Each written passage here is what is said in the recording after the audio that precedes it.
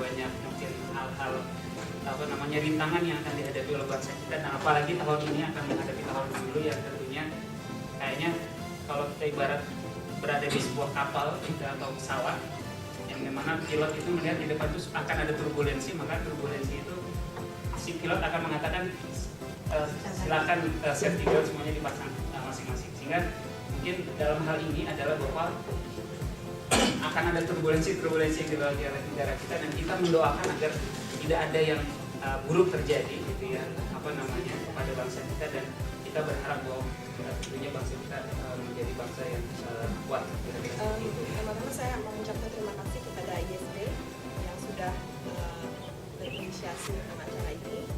Saya terkejut banget. Beberapa minggu yang lalu kan kita sudah mulai menyatukan semua organisasi kemasyarakatan, terus di follow up dengan acara ini. Saya sangat mendukung sekali kalau bisa kita buat reguler, bukan cuma sekali ini aja, bukan cuma kalau ada bencana aja, tapi kita terus keep contact. Terima kasih atas undangan ini. Untuk saya sendiri, kesempatan seperti ini sangat bagus, dan ya kita juga kedatangan tamu dari Indonesia. Sandra, terima kasih atas kedatanganmu, sangat-sangat berguna untuk kita juga membawa ya suasana sesuatu yang fresh dari from Indonesia gitu, karena kita langsung melihat oh ini. Saya sudah 2 tahun tidak balik ke Indonesia, rasa rindu rasa rindu untuk suasana dan bawa banjir. Rasa rindu untuk melihat indahnya Danau Toba gitu kan, sambil menyanyi gitu. It's the face of Indonesia.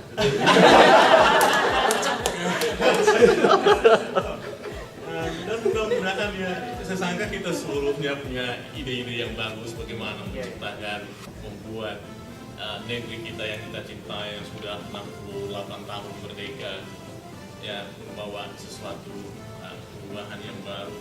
Dan saya sangka kita yang tinggal di sini juga anak diaspora boleh dikatakan rasa kesatuan itu kembali tadi dikatakan ya sangat kuat ya dalam diri kita. Saya Sylvia Susilo, saya pendeta dari Gereja Indonesian Multicultural Church, jadi kami berbakti di Milton, jadi khususnya yang anak-anak mendekatkan diri pada Tuhan, tadi dikatakan yang menghadapi banyak tantangan, bagaimana kita tetap kuat. Bagi saya Indonesia selalu di dalam pikiran karena masih banyak anggota keluarga di situ, orang tua di situ, dan family di situ, dan banyak temannya itulah masih sering dalam pikiran kami dan sering kami hubungi. Jadi di sini bisa ketemu teman-teman, kita sama-sama making home away from home, ya begitulah. Bersyukur bisa bersama-sama. Terima kasih Bu. Ya, Mbak. Nama saya Vera. Saya sendiri, kalau saya boleh saya sendiri terlahir dari keluarga yang mix ya. Jadi papa saya Muslim, mama saya Kristen. Dengan adanya ini dialog lintas agama ini, saya merasa bahwa memang kita sudah selayaknya ya sebagai apalagi kita orang-orang di rantau itu kita harus bersatu, kita semua saudara. Dan bagi saya sendiri itu kayaknya masuk ruangan ini ada sinergi gitu yang menembus ke positif energi. Dan saya sendiri di sini adalah mewakili WKI, saya sendiri adalah wakil dari WKI Pamperas, dan saya juga dari Gereja AFC, dan sebelumnya juga saya juga berkecimpung di satu organisasi. Saya sendiri sangat cinta Indonesia, saya selalu mendukung untuk acara yang seperti ini. Terima kasih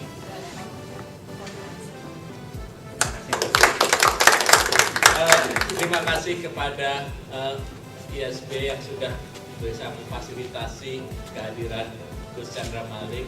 Saya rasa seperti Bu Vera bilang, ini akan menciptakan energi sinergi yang positif di kalangan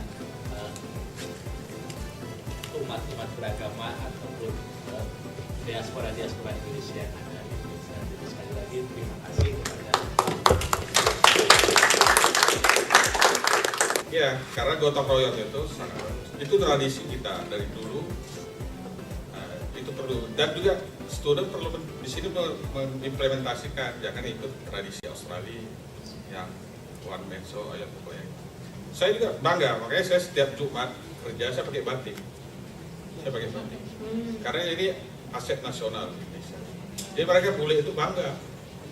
Dia senang ya, warnanya karena kinclong kan. Ini bagus ya.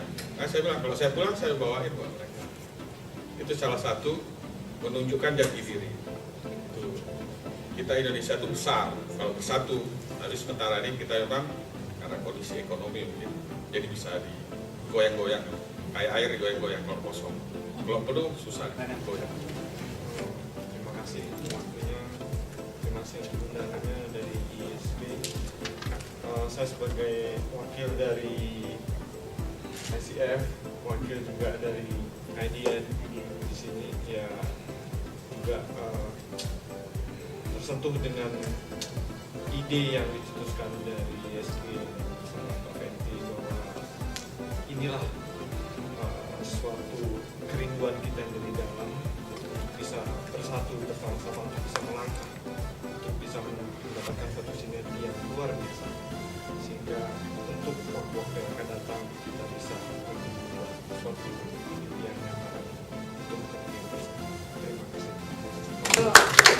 Keluar dari kotak-kotak kita, itu akhirnya kita bisa melihat banyak warna-warni di luar dan kecenderungan masing-masing suku, masing-masing itu biasanya lebih aman di zona aman di dalam kotak itu. Tapi dengan ada yang berani gitu, ada yang memulai, akhirnya yang lain kan jadinya mau keluar dari boxnya. Jadi disitulah gong untuk keluar dari box itu salah satu langkah yang amat besar. Dan harapan saya, mudah-mudahan juga harapan teman-teman semua supaya nanti kita geraknya bersama itu dibuat regular. Jadi juga itu akhirnya membuat sarana mendidik kita kembali sebagai insan untuk merefleksi diri bahwa sampai di mana saya sungguh-sungguh dewasa dalam beriman saya dan untuk memanifestasikannya kembali ke Indonesia masyarakat. much greater than you guys dalam Bhinneka Tunggal Ika kita. Ribuan tahun yang lalu kita sudah mempunyai apa yang sedang diperjuangkan pemerintah Australia sekarang. Pemerintah Australia baru ingin belajar tentang multicultural dan akhir cerita ini. Terima kasih kamu sudah memberitahu kita, menceritakan kita sesuatu yang tidak dapat kita peroleh di media. Karena mereka seringnya tanyakan soal jihad. Oh, jihad itu perang dan sebagainya. Saya jelaskan, the woman who deliver a baby is also jihad. Kemudian, if you want to wake up in the midnight untuk sholat malam, itu juga jihad. Jadi tidak berarti bahwa jihad itu adalah. Nah, mungkin saya percaya kalau dengan teman-teman sesama Indonesia, insya Allah pemahaman seperti itu. Kalau bagi saya isu ini tuh bukan hanya retorika belaka gitu. It's part of me as an Indonesian, dan walaupun gitu at the same time saya memeluk dengan keyakinan bahwa saya Muslim, gitu, it doesn't mean that I can't respect all my relatives. Jadi ini ada closeness yang saya miliki. Kita orang Indonesia, aku orang Indonesia, engkau orang Indonesia, dia orang Indonesia, mereka orang Indonesia, kalian orang Indonesia, kita bangsa Indonesia, kita bangsa merdeka.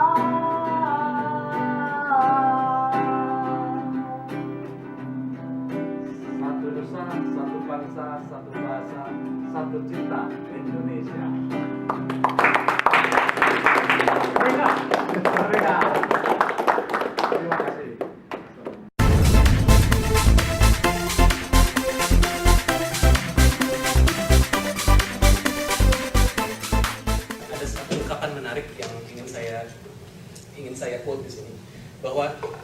menakjubkan sebenarnya urusan orang-orang beriman.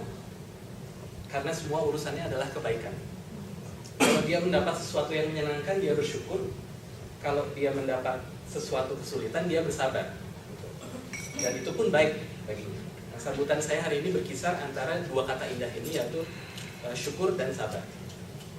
Kita semua patut bersyukur bahwa di tengah kesibukan kita masing-masing menjalani kehidupan di tanah rantau ini di Brisbane, baik sebagai pelajar atau pekerja dan sebagainya, Tuhan itu telah berkenan menggerakkan hati-hati kita, memudahkan langkah kita untuk bertemu di dalam forum yang semoga penuh keberkahan ini, semoga penuh keberkahan, kedamaian dan kasih sayang. Kita bersyukur bahwa dengan latar belakang kita yang berbeda-beda dalam hal agama, keyakinan, etnis, suku bangsa, tidak lantas menyurutkan semangat kita untuk menjalin silaturahim, ya, berdiskusi, berdialog bersama tentang berbagai hal. Saya pribadi berkeyakinan bahwa semangat kebersamaan ini semakin